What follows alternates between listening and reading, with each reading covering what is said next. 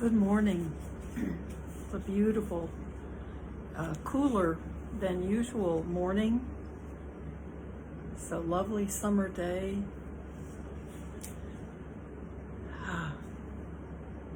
After two incredible full moons, 2 nights of yesterday was the official full moon, very special one. And today's a beautiful day, so it's a good day to be paying attention. That's the name of the book that Sylvia Boorstein wrote that is called Pay Attention for Goodness Sake, Practicing the Perfections of the Heart, the Buddhist Path of Kindness. And it is a lovely book, and I've had it, and I actually got it in autograph by Sylvia back when I was in California. And it's a great book for the paramitas, which we sometimes call at Blue Lotus the Bodhisattva vows. These are the 10 perfections. 10 perfections, it's kind of our slimmed down Theravadan Bodhisattva vows. And Sylvia Boorstein is a very wonderful teacher in the Theravadan tradition through insight meditation on the West Coast. So I read the list yesterday of the 10, and her introduction is really good. So I'll start. I'm going to read a little bit more of the introduction. And I think she talks a lot about why these are so important to her. So I'm not going to repeat the 10. They'll come up in what we're reading today. Well, I think let's read first today, and then we will sit towards the end. So we'll sit the last 15 minutes. When we act morally, and these are all, we're talking about living from these paramitas. When we act morally, we give the people we meet the gift of safety, and untroubled by the pain of guilt, we experience what the Buddha called the bliss of blamelessness. By practicing renunciation, we give ourselves the double gift of modulated desires, itself a relief. And as a surprise, like the toy in the box that makes the Cracker Jack even sweeter, an increased appreciation of what we already have.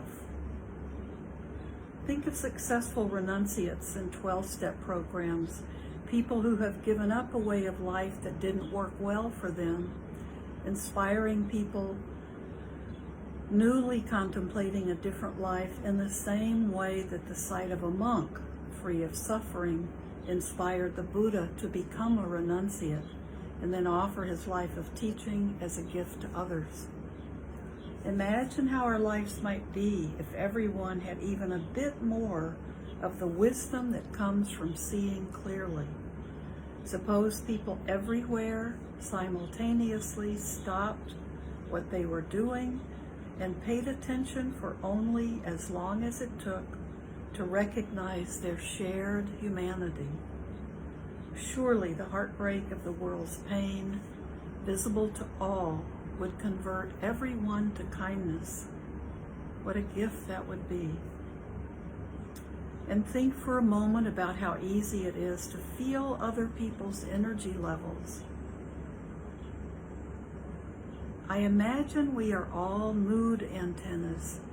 Everyone's personal energy level changes all the time, of course, but some people seem naturally able to transmit by word or deed or even vibe uplifting messages. Celia, one of the clerks in my local Safeway market, seems able, regardless of the news of the day or the mood in the store, to constantly broadcast this message: take heart, life is good. She initiates conversations, even as she scans my groceries, that indicate her interest in me. Something as easy as, "How are you?" Our meetings always leave me cheerful. I think Celia keeps her own energy strong by using every possible moment to connect. So she's already given us examples of renunciation and wisdom and energy. Patient people, and patience is another. Patient people enjoy the pleasure of saying to whoever is feeling anxious about delays, restaurant servers, clerks waiting on the telephone to get your credit card verified, dry cleaners who are sure your sweater would be ready, "It's okay, these things happen." Patience in a rushed world is a shared relief. Witnesses to patient transactions,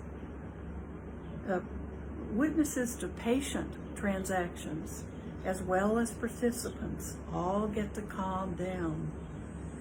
Truthfulness levels the playing field by giving everyone involved the benefit of equal information. The very act of telling truthfully, as much as we know makes it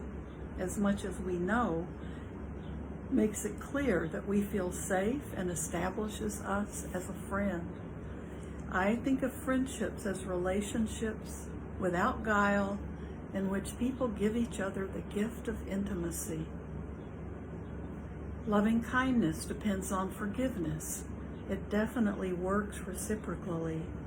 When I am able to forgive myself, which is not always easy, I am kinder to everyone, including myself. And we demonstrate equanimity for each other. Imagine this scene. At the midpoint of a retreat at Spirit Rock Meditation Center, where I teach, I am part of a group of 10 or so people walking silently, as we do in retreat, to the dining hall for lunch. We all stop, as if by tacit mutual decision, to admire a family of 2 adult quail and 12 very new babies successfully managing to cross the road, watching the father and mother quail scurry and squawk back and forth until they have accounted for all of their babies. There are giggles all around. I am thinking and guessing that the folks around me are also thinking, "This is amazing, quail can count." And I'm also guessing, since we are midway through the retreat and we are all surely in touch with our personal sorrow, that in that moment our capacity to appreciate quail is sharing space with whatever pain is in each of our hearts. We know it about ourselves. We intuit it about each other because we all have the same heart. And we are all in that moment just fine. Nothing needs to be said. We go on to lunch, having reminded each other that the heart can hold everything in it, that equanimity is possible, peace is possible. I love her just little vignettes of what each of these paramitas mean. And I love especially that she talks about, with equanimity, we go on to lunch having reminded each other that the heart can hold everything in it, that equanimity is possible, peace is possible. And equanimity is that balancing of everything. And I love describing it as the heart can hold everything. It's possible, and peace is possible because of that, being able to hold it all.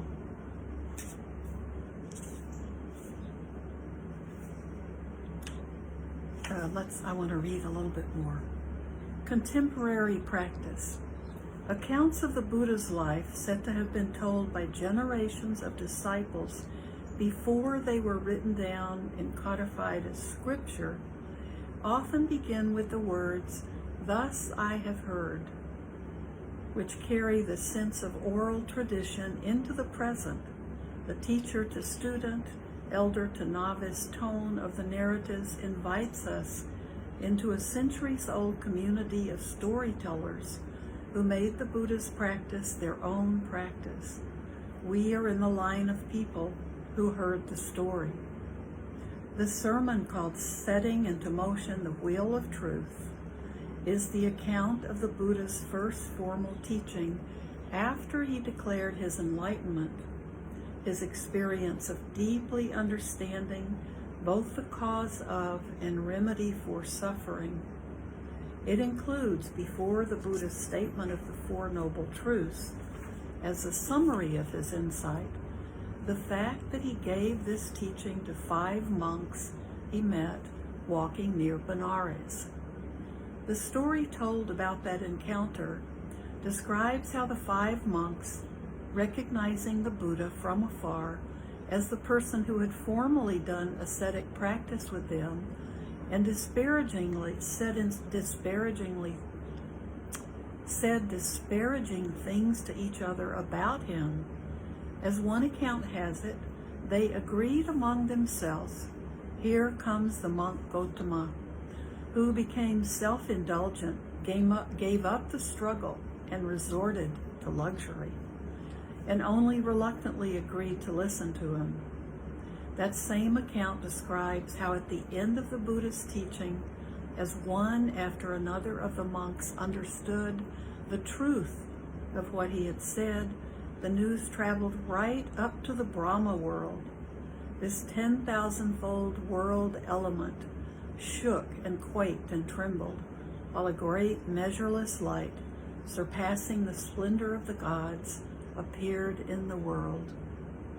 The stories my friends and I tell each other about our experience of hearing the Four Noble Truths for the first time resemble, though in 21st century English language idiom,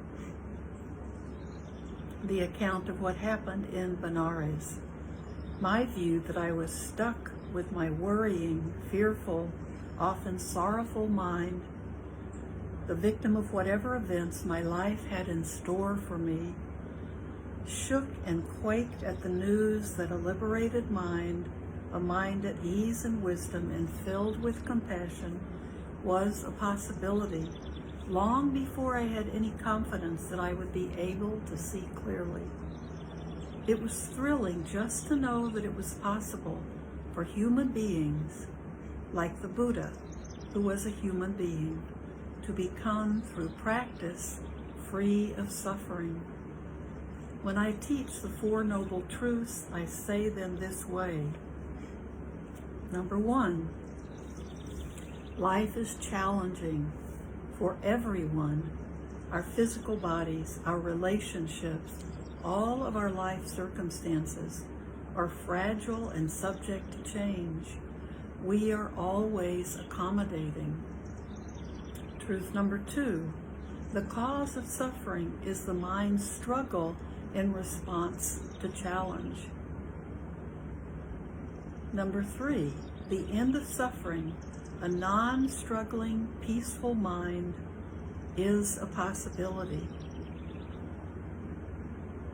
And truth number 4, the program, the Eightfold Path, for ending suffering is, number 1, wise understanding, realizing the cause of suffering.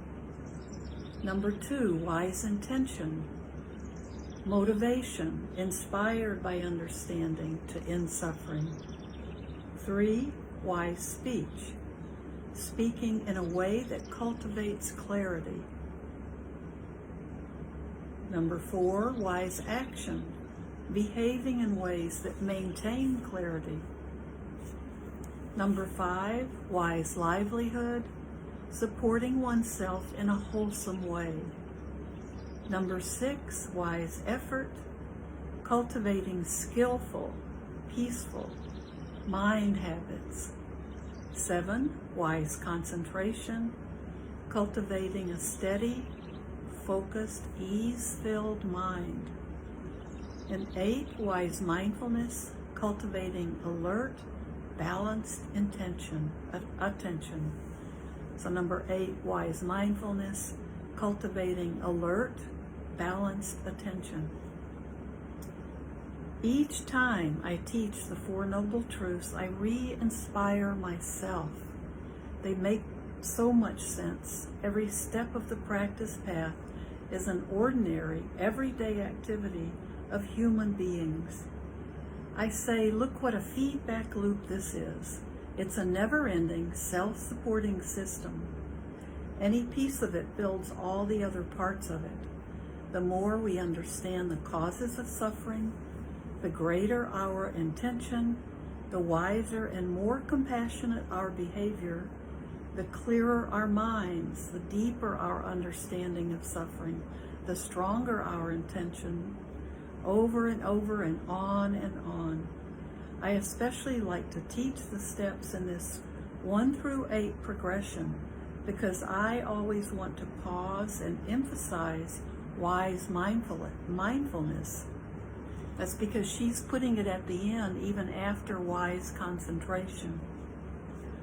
Paying attention, seeing clearly in every moment, leads by way of insight to appropriate response. I sometimes end a Four Noble Truths teaching by saying, that was a lot of words. But truly, what the Buddha taught was simple. When we see clearly, we behave impeccably.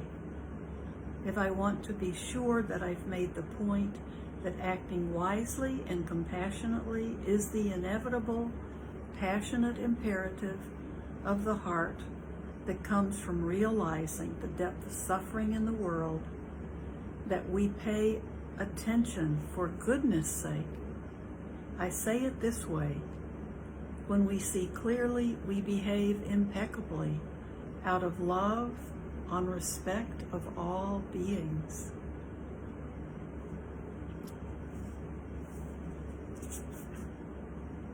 I'm going to read just one more paragraph and then we'll sit. The journey of a lifetime. It is clear to me that my journey from confusion to clarity and from closed heart to open heart is one of continual arrivals and departures, a lifelong process that happens over and over again every day. I'm fine with that. I love the story of the Buddha's enlightenment. It inspires me in the way that heroic stories are meant to inspire. The message of the story, that arriving at freedom and happiness is a possibility, reminds me that I too can arrive, even if it is again and again rather than once and for all. At that experience of clarity in which I am happy, it's easy to forget. I think of myself as always being one mind moment away from forgetting. My experience is that we are all that way. I think one false move.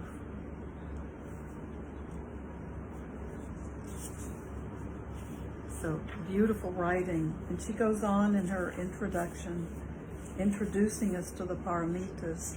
So let's stop there for today. And maybe I'll skip to her first chapter, but I thought this was beautiful the way she teaches the Four Noble Truths and always includes the Eightfold Path as number 4. So, and he lists mindfulness last.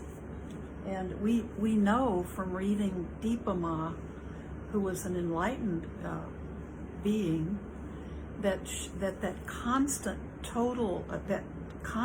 attentiveness, mindfulness, was what allowed her to be an awakened being. So why don't we sit with the time? Let's just be with our breath.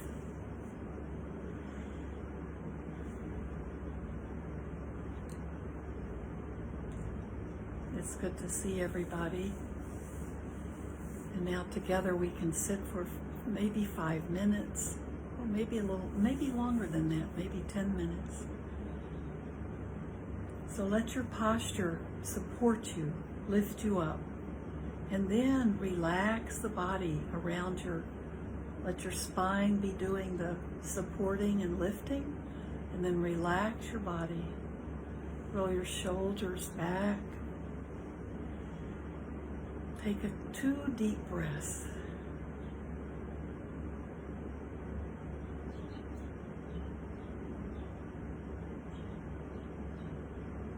And see if that helps you bring all the parts of you right to this present moment. Bring your body, your mind,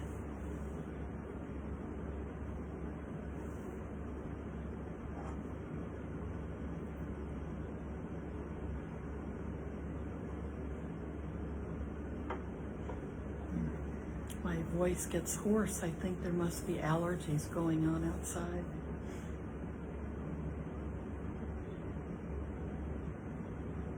Now with your upright posture, even if you're laying on your back on the floor, which is fine, you're breathing, the body's breathing naturally more deeply, moving that breathing from maybe high up in your chest if you're stressed, to just naturally letting the body take a deeper breath with each breath. So just observe the body breathing.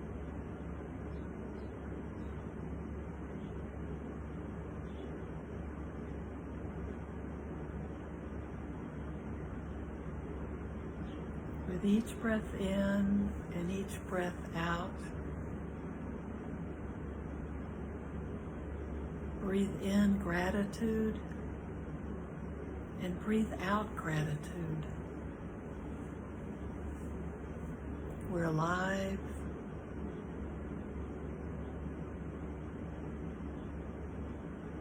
We're together.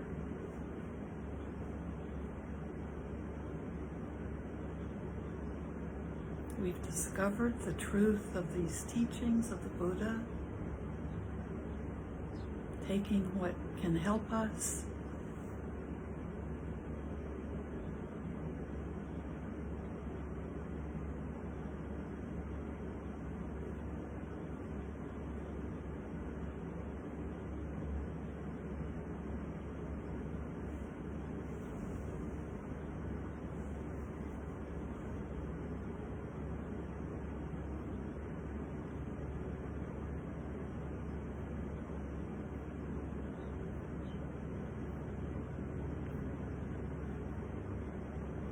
may I be happy.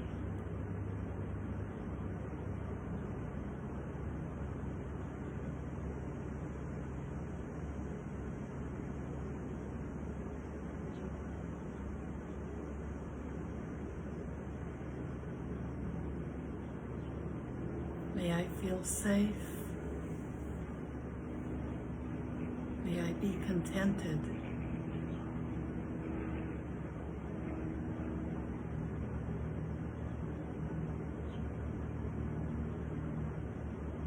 May I be at peace.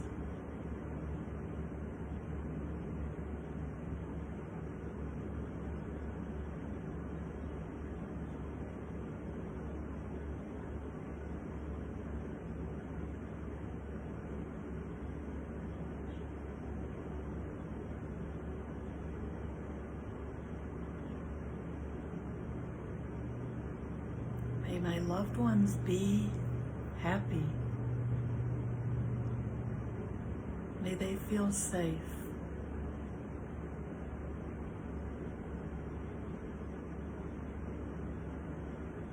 May they be contented.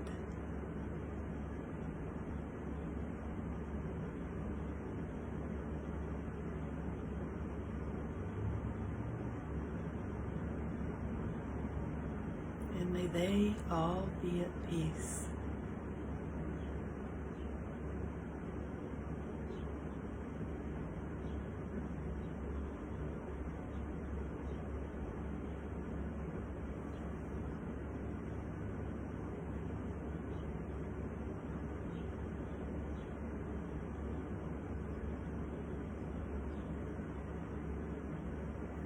May all of my friends, acquaintances,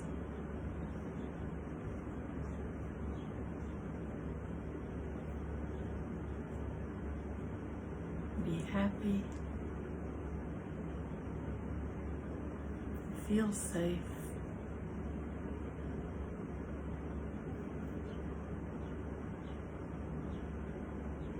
May they be contented.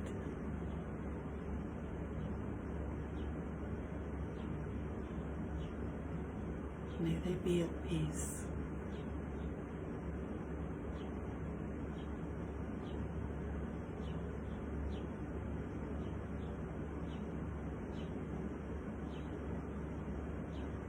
May all the difficult people in my world, or people who challenge me,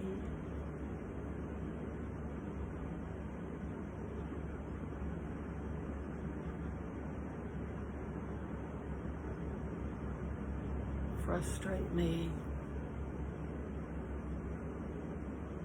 push me to my edge of patience, however we want to describe them.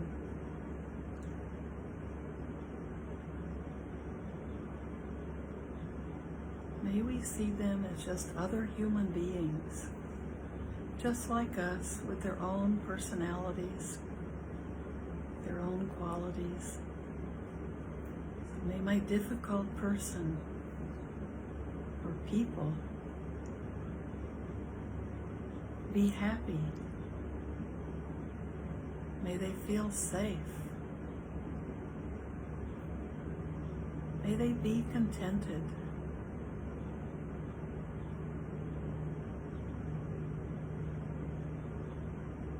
May they be at peace.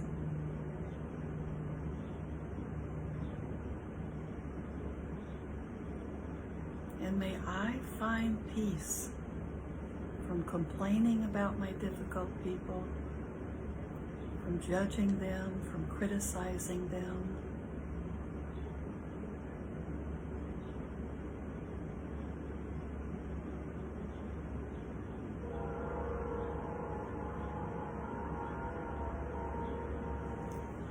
Now just allow yourself to open your heart, open your mind, and just radiate out these wishes for kindness and friendliness for all beings throughout the universe, all beings we cannot see, we can't even imagine, for all creatures, all life.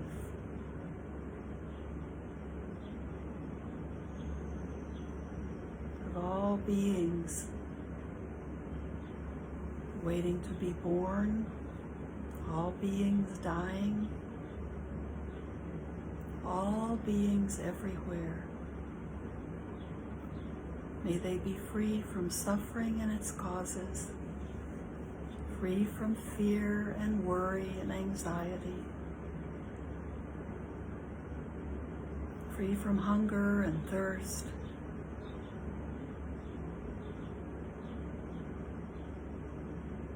may all these beings everywhere be able to care for themselves lovingly or be cared for lovingly.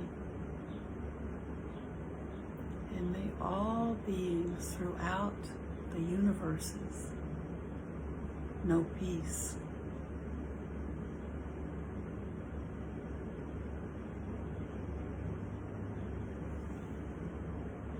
And as we go about our days today, may each one of us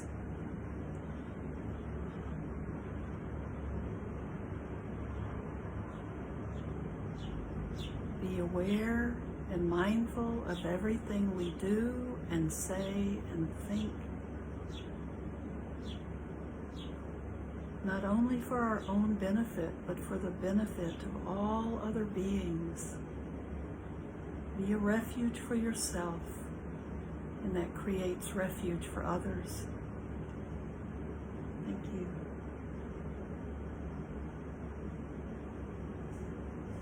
So have a beautiful day, and I'll be here tomorrow.